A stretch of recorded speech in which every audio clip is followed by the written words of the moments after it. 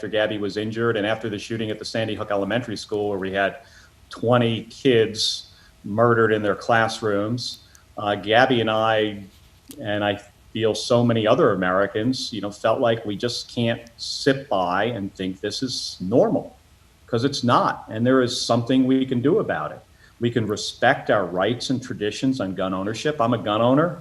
I support the Second Amendment, but that is not inconsistent with keeping communities safer from gun violence. Background checks for all gun sales is something that Arizonans widely, overwhelmingly support. Red flag laws. There's common sense things that we can do, and communities can be safer, and we can also respect our rights and traditions on gun ownership.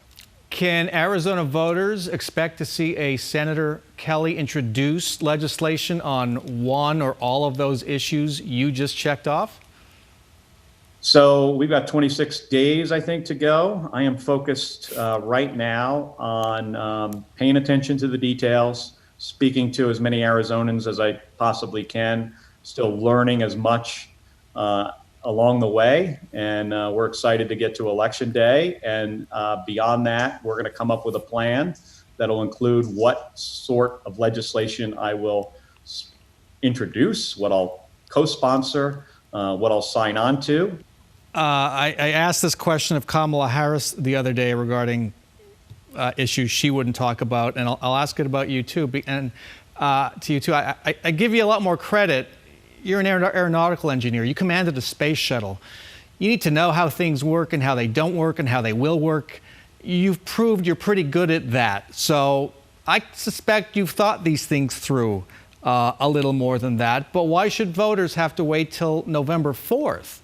To find out what a Senator Mark Kelly might want to do about gun safety, an issue you've worked on for almost a decade? Well, I'm going to support background checks for all gun sales and red flag laws and more money to the CDC to help them study this issue as a public health issue. They've been, cut off.